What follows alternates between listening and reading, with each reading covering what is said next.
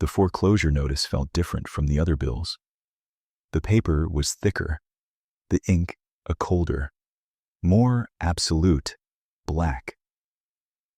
Sarah Jenkins held it under the weak fluorescent light of the office, tracing the letterhead of the regional bank with a thumb worn smooth from scrubbing countertops and folding sheets. Final notice. The words had a physical weight, pressing down on her chest, making the stale, coffee-scented air of the Cypress Creek Motel feel thin and hard to breathe. For 3 years since her husband Mark's passing, she had fought. She'd learned to patch a leaky roof in the rain, to snake a drain in room 4 that backed up every other Tuesday, to smile at guests who complained about the threadbare carpets and the Wi-Fi that was more of a suggestion than a service. She'd poured every dollar she made, and most she'd saved, back into the 12-room motel nestled off a forgotten state highway in the Missouri Ozarks. It was their dream, a place they'd bought with Mark's Army pension and a whole lot of naive hope. Now, the dream was being repossessed in triplicate. She was $37,000 behind, a number so large it felt unreal, like the distance to the moon. The bank had been patient, then firm, and now, final. They wanted their money, or they wanted the keys. She looked out the large, plate-glass window at the gravel lot, at the sign Mark had carved himself. The Cypress Creek Motel, a quiet place to land, its paint now peeling like sunburnt skin. A quiet place to land. For her, it had become a place to crash. She was out of fuel, out of altitude, and the ground was rushing up to meet her. The silence of the empty rooms was deafening. It was the sound of failure. The only thing worse than the silence was the memory it stirred. A memory of a night when the motel hadn't been quiet at all, when the rain had been a roar and the lot had been full of noise and light and people who needed a place to land. 3 years earlier, the world was trying to drown.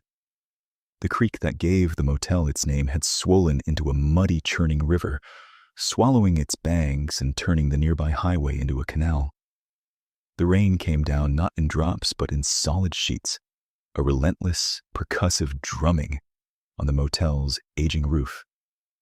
Every room was full.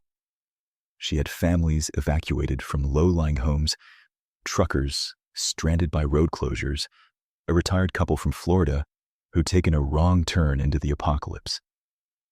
Sarah was running on coffee and adrenaline, handing out dry towels and assuring everyone the power lines, so far, were holding.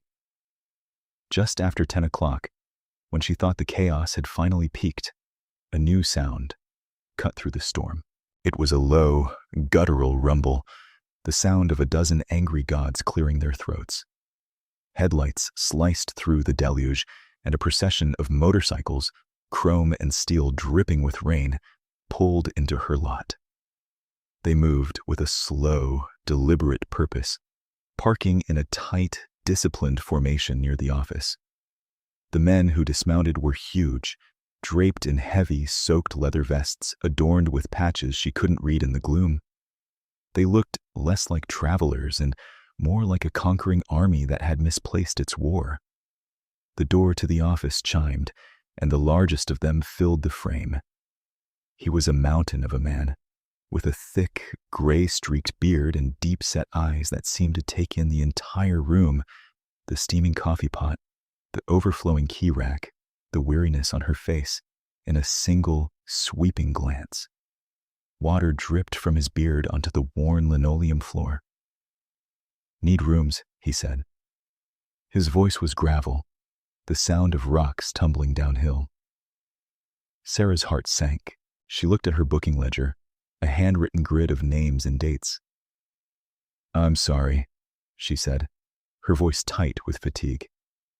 "I'm completely full. Everything for 50 miles is either booked or flooded out."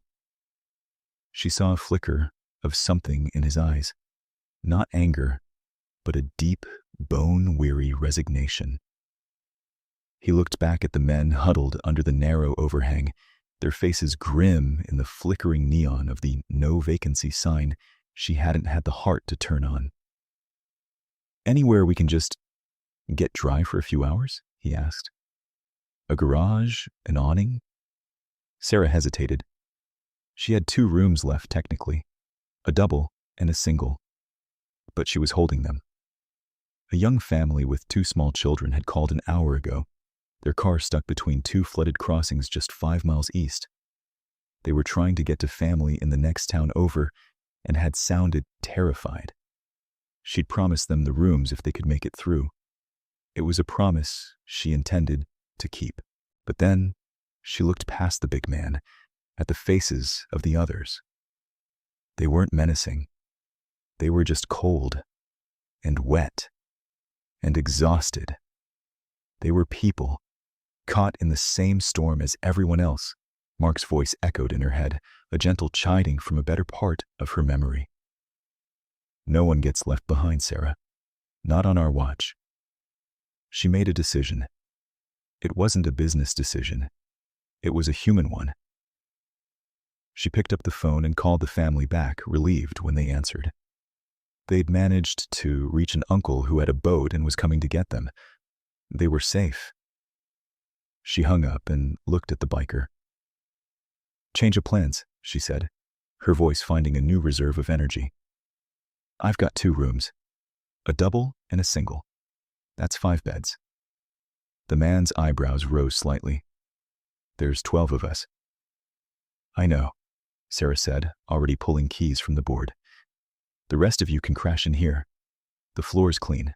I'll put on another pot of coffee." She pointed to a worn armchair in the corner behind the desk. "I'll take the chair." The leader stared at her for a long moment, his gaze unwavering. "We'll pay for the rooms, and for the office space." "You'll pay the standard rate for the 2 rooms," she corrected him gently, but firmly. "The office floor is courtesy of the storm. Just get your men inside before one of them floats away." He tried to argue, tried to press a wad of cash into her hand, but she waved it off. "Just get dry," she repeated. For the rest of the night, the office of the Cypress Creek Motel became a makeshift barracks. The bikers were surprisingly quiet and respectful. They laid out their wet gear with neat precision and spoke in low murmurs. They drank her coffee and didn't complain that it was cheap. Sarah doled out old army blankets from the back closet, the ones Mark had insisted they keep.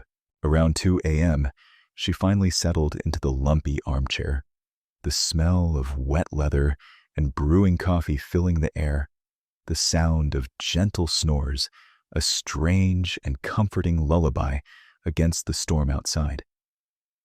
She didn't know their names or what club they belonged to. She only knew they were people who needed a dry place, and she had one to give. Now, 3 years later, the foreclosure notice in her hand felt like a judgment, a verdict on her failure to keep the dream alive. That night of the flood seemed like a lifetime ago, a brief moment of purpose in a long, slow decline. The floodwaters had receded, but they'd left their mark, weakening a section of the foundation under Room 7 and leaving a legacy of dampness that she could never quite scrub away. The new interstate bypass, completed a year ago, had been the final blow. It siphoned away the traffic, leaving her on a quiet road to nowhere. Bookings dwindled from a trickle to a drip. She'd called the bank, pleaded with a disembodied voice in a call center 1,000 miles away. The voice was polite, professional, and utterly inflexible. "We understand your situation, Mrs. Jenkins, but a payment history is a payment history. Our hands are tied." Her hands were more than tied. They were raw from work that never seemed to be enough. She spent her days in a state of quiet panic, methodically dismantling the life she and Mark had built. She packed his books into cardboard boxes, wrapped his service medals in tissue paper, and took his picture down from the wall behind the desk. It hurt too much to see his smiling, hopeful face looking back at her. She wasn't crying. The time for tears was long past. This was something colder, a hollowed-out acceptance. On a bright, mercilessly sunny Saturday morning, she was in the linen closet sorting the threadbare towels into two piles, rags and charity. That's when she heard it. A low, distant rumble. At first, she thought it was a farmer on a tractor in a far-off field, but the sound grew steadily, multiplying, resolving itself into the distinct, syncopated thunder of V-twin engines. Many of them. She walked to the office window, her heart giving a nervous flutter. A line of motorcycles, at least 30 of them, was pulling into the gravel lot. They moved with the same disciplined grace she remembered, chrome glinting in the morning sun. They parked in two perfect silent rows and cut their engines. The sudden quiet was more intimidating than the noise. Her first thought was that the bank had sent them. Some kind of bizarre, leather-clad collection agency. She felt a surge of defiant anger and stepped outside, wiping her dusty hands on her jeans, ready to tell them to get off her property. A man dismounted from the lead bike and walked toward her. He moved with a stiff gait, but his presence was as commanding as she remembered. It was him, the mountain of a man from that rainy night. His beard was whiter, the lines around his eyes deeper, but it was unmistakably him. He stopped a few feet from her and gave a short, respectful nod. Mrs. Jenkins. She stared, her mind struggling to connect the face to a memory buried under 3 years of grief and struggle. Yes. Do I know you? The storm, he said, his voice the same low rumble. 3 years back. You gave us the last rooms. Slept in a chair so we could have the floor. He stuck out a calloused hand. They call me Bear. The memory hit her then, with the force of a physical blow. The rain, the coffee, the smell of wet leather. I remember, she whispered, shaking his hand. Heard through a friend of a friend this place was in trouble, Bear said, his gaze sweeping over the peeling paint and the slight sag of the roofline. He wasn't asking. He was stating a fact. Figured we owed a debt. Before Sarah could form a coherent sentence, things began to happen with a speed and efficiency that was staggering. A large, flatbed truck, which had been waiting discreetly down the road, pulled into the lot. It was loaded with lumber, shingles, boxes of tile, and commercial-grade containers of paint. The bikers, men and women alike, descended on it, unloading supplies with the practiced ease of a professional crew. They swarmed the motel. A team of 4 men was on the roof before she'd even closed her mouth, their hammers echoing in the quiet morning air as they began tearing off the old, curled shingles. 2 others carrying levels and jacks disappeared around the side of the building toward room 7.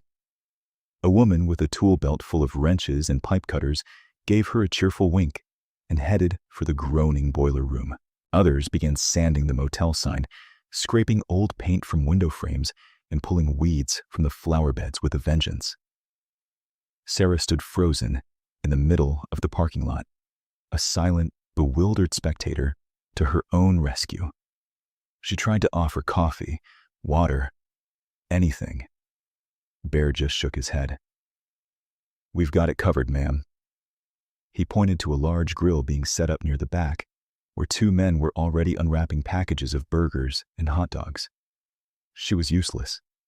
For the first time in years, there was work being done at her motel that she wasn't doing, and the feeling was deeply, profoundly unsettling. She watched as they raised the corner of the building by room 7, slid new support blocks into place, and leveled the foundation. She watched them lay down neat rows of new shingles their hammers a steady, reassuring rhythm. She watched them paint, plumb, and landscape her broken-down life back into existence. They worked with a quiet, focused intensity, their movements economical and sure. There was no wasted motion, no loud talk, just the steady hum of purposeful work. By Sunday afternoon, the Cypress Creek Motel was transformed. The roof was a solid, uninterrupted dark gray. The trim was a crisp white against freshly painted pale blue walls. The old sign, sanded and repainted, looked brand new. Inside, the boiler hummed quietly, every faucet ran clear, and the rooms smelled of fresh paint and new linens, which had appeared from a box on the truck as if by magic. As the sun began to dip toward the Ozark Hills, they packed up their tools with the same efficiency they had unpacked